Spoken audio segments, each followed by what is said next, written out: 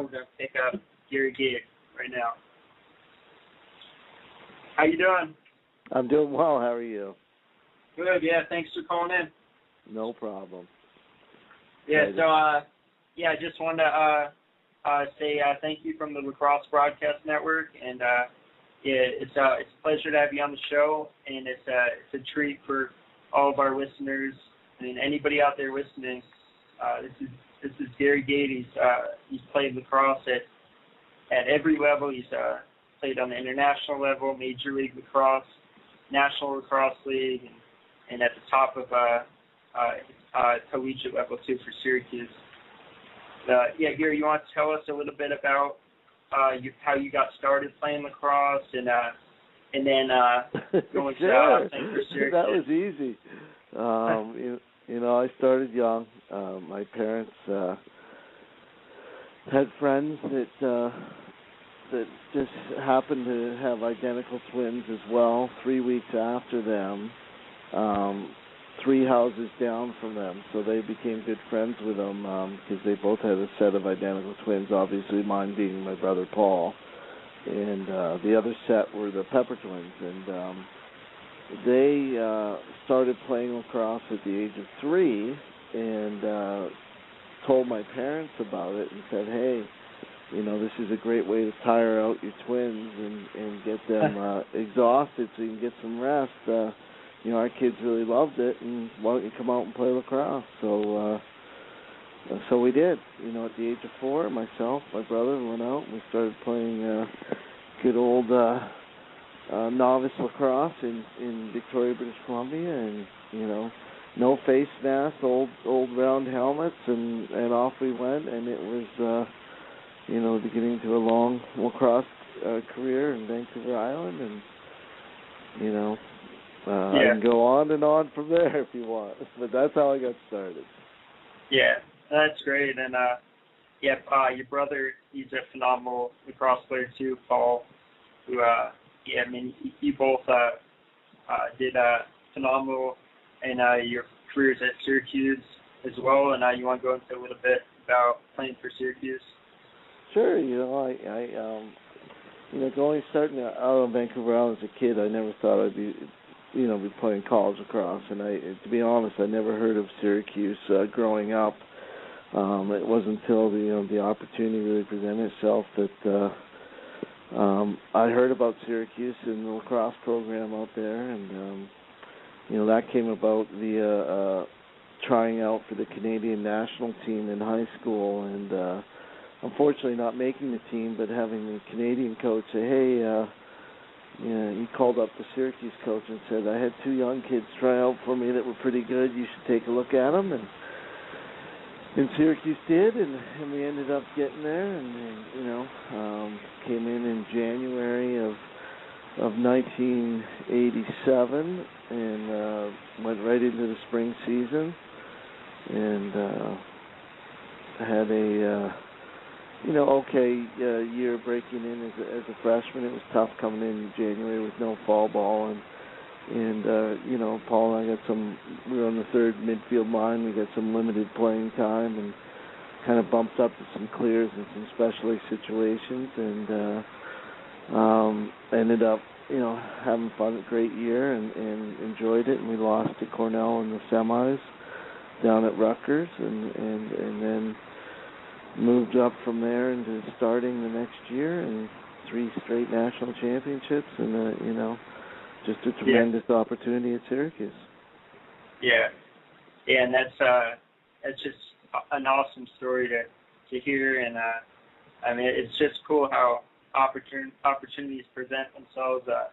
Where, like you said, you're trying out for the Canadian national team, and then that led you to playing for Syracuse, and it's just it's such a great story, and it's for any listeners out there, it's I'm sure you would say follow your dreams, and it was we got completely lucky, and a lot of things went into getting to that point and that opportunity. My parents were always involved in organizing the lacrosse teams we played on, not just the teams, but the entire youth organizations that I played for. My parents were very involved and always made sure that we had great opportunities to play. And we, played in growing up playing in California all the way across Canada and just playing against the best. And that really helped elevate our game, is to have those opportunities, not just playing on Vancouver Island, but traveling, pretty much the West Coast and all of Canada to get better playing opportunities. And it also helped create some passion for the game by having those opportunities to travel with your friends and play. So, I give them a lot of credit for the time and effort they put in that really set us up to love the game and want to be the best we could. Yeah. And you went on to play in the originally named Major Indoor Lacrosse League, which is now National Lacrosse League, in 1991, and you got Rookie of the Year award that year. When did that name change? Was that shortly after the 90s? Or? No, it happened in 1997, going into the 98 year. And my brother really had a big part to do with that. It wasn't just a name change; it was a philosophical change to the way the league was organized. The MILL was owned by one company out of Kansas City, Missouri, and it was you were getting paid between $100 and $200 a game, and it was fun. And they did a great job to start the league, but I think the players kept seeing thousands of people in the stands and said, there's got to be better opportunities for us as players. And another group came along, the National Lacrosse League, group of 4 or 5 guys that said, hey, we're going to compete against the MILL, and we're going to pay the players more of what they're worth. We see these crowds, and there's got to be better opportunity for these players. And my brother, met with the group and brought me in, got me involved, and we decided to commit to the new league 100%. And what ended up happening is a merger. The MILL realized that they didn't have the players behind them because of the way they were set up, and they ended up merging with the NLL and moving that forward. And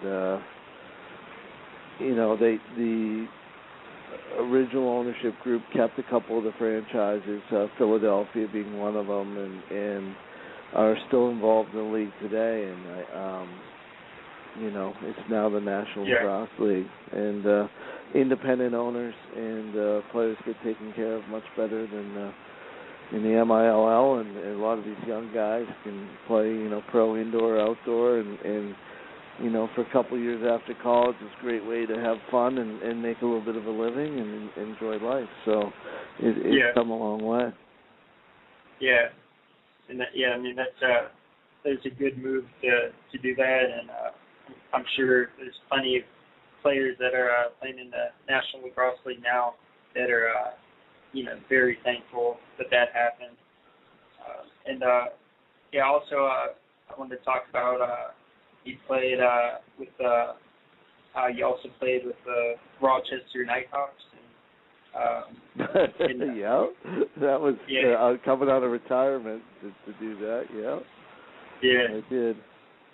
Yeah, I mean, you played this game at every level, Federation of International Lacrosse, NCAA, every league imaginable, Major League Lacrosse, NLL, the list goes on. And I just, how do you look back on your career? I know you're still playing, stuff in tournaments, and you're still coaching. Just fun stuff, just old timers, fun. Hawaii Invitational, Lake Placid, just fun tournaments like that. But it's just been a great ride to be able to compete at the highest level in every lacrosse league that's been organized, and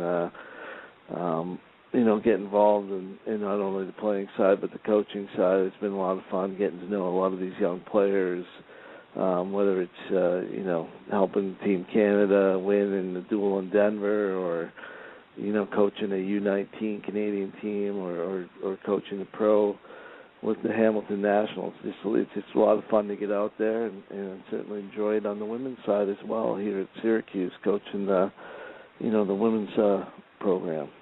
So it's been, as I always say, it beats having a real job. So I love being involved in the game, and I love to have the opportunity playing and coaching, and I just hope it continues, keeps on going. I'll be a part of it as long as I can. Yeah. And Syracuse women's lacrosse, how long have you been the head coach there? 5 years.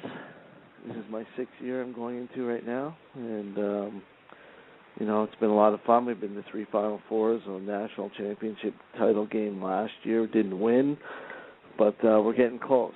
And I've tried to take this program from a top 20 program to a top 5, and year in and year out, and we're getting pretty close to doing that. So the next step is just to win a national championship, and it's on our radar this year, and we're hoping to get the job done. Yeah. Well, good luck this season with that. I hope you guys win that championship. I'll be rooting for you guys. Okay. Yeah. Was there a little bit of like a learning curve coaching-wise, coaching women's game as opposed to coaching men's game? That's a bit also the interesting about lacrosse is everywhere you play indoor, you play outdoor, you play international versus college versus high school. Everywhere you seem to play, there was a different set of rules. So I took the approach that it was just another set of rules for lacrosse, and got out and played it with the young ladies at Maryland back when I first got into it, and tried to really understand how to play the game. And then from there, change your mindset to how do you teach the game, how do you make the players better, and the transition was pretty easy. To me it was just another set of rules to the game of lacrosse, and I loved it, and the young ladies at Maryland and the head coach and Tim Shaw down there allowed me to do things that I thought would help, and we had a great run and got me hooked into women's lacrosse, and I'm still doing it, and I have my daughter at Syracuse this year as a freshman, so it's kind of coming full circle here. I accepted the position when she was born, and here I am still coaching, and she's a freshman at Syracuse. Yeah, that's awesome. I'm sure she must love that you're coaching her, and it's just great. Your family is really taking this lacrosse game to the next level. So many people in your family, good lacrosse players, great lacrosse players. Yeah, I'm excited, and she's loving Syracuse, so I'm looking forward to working with her for the next few years, and just more lax, and it's always nice to have your daughter there, and I'm working on getting my son, he's next to make a decision to go off to college, and we'll take it from there, and we're definitely a family that loves the game of lacrosse. Yeah. And speaking of the growth of the game, and I'm sure you're aware of the Grow the Game tour by LacrosseAllStars.com. I believe they were at the Denver shootout. They were doing some kind of clinic out there. Do you have any thoughts on what lacrosse needs to do to even grow the game even more in the next years? Yeah, I think they're doing a pretty good job. Certainly. On the women's college side, we're looking at speeding the game up a little bit and not allowing stalling, things like that, to kind of improve the game for TV. And I think that's kind of the focus that I'm working on right now as a co-chair of a Rules and Safety Committee for the Coaches Association. And, we want to make the game appealing on TV, and I think, that'll help it continue to grow.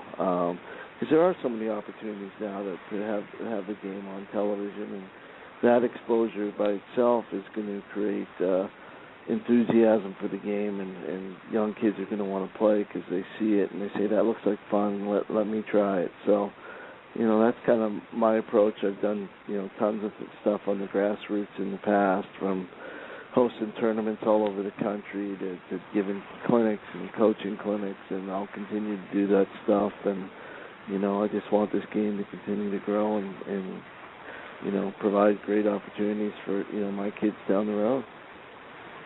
Yeah. And, also, you talked about a little bit that you helped coach Team Canada to win at the in Denver, duel in Denver. Is that correct? Yep. Yeah, we 11-9 upset over the Team USA, and we had a real good young group, and they just came out and played real well together, and we raised some money for Chris Sanderson's family and his children and their educational fund, and it ended up being a great trip. Most people don't know that every coach and player that played in that game paid their own way out there and donated, so that their travel money could be donated to Chris's family. So I was real proud of the team and what they were willing to do to step up to do that. Yeah, that's great, and that's very impressive that the team did that. And Sanderson, I've never met him. I know he passed away recently from cancer, but I have a connection with his story that I'm a cancer survivor, and it kind of hit home when the news came in that he passed away. So anything I can do to help out with the foundation or whatever, just send me an email. I'd like to get involved. You just keep fighting the fight. That's what you need to do. Yeah.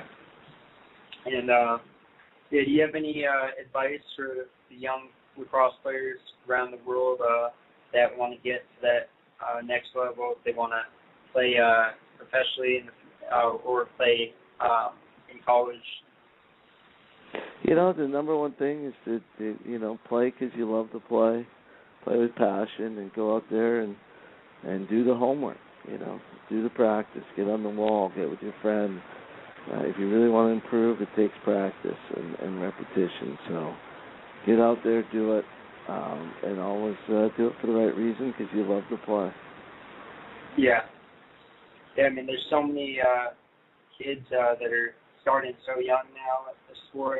I coach at the youth level around here in California, and they're just, I wish I had started that young.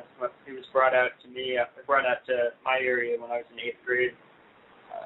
But all these kids are starting in 1st grade now and younger, so it's great for the local sport.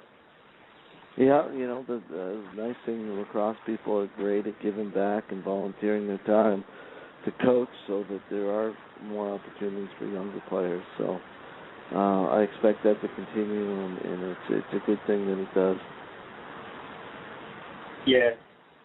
And looking forward to the 2014 World Games, do you have any thoughts or expectations going into that? After the duel in Denver, what you got from that?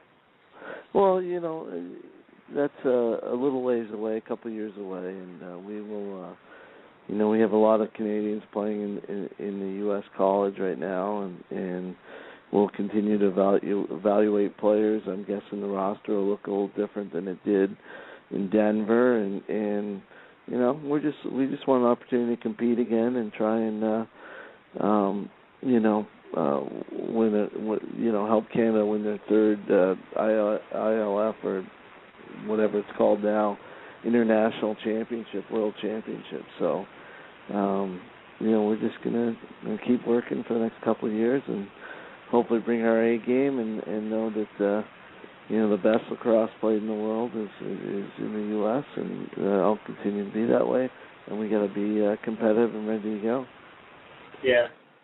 And finally, before I let you go, I'm going to be seeing you in Hawaii, the Hawaii Invitational next month. I'm playing with Team Decline. You playing that every year. Do you have any any thoughts on playing up there again? Oh, I'm looking forward to it. I'm going to play with my son and with Wimmer Solutions, and I just saw the roster for Dirty Lacrosse, who was the team we played in the championship last year, and they're predominantly a Canadian group of players, and they're going to be tough this year. So look forward to the tournament again, and Hawaii is always a great place to play lacrosse. Yeah. All right, well, I'll see you out there, and thanks for joining me today, and I'll talk to you soon. We'll see you out there, and thanks for having me. Have a great day. Thanks. All right, you too. All right, everybody. There's Gary Gait. I hope you guys got a lot out of that. He's a phenomenal player, and he's an ambassador for the sport. He's doing great things, and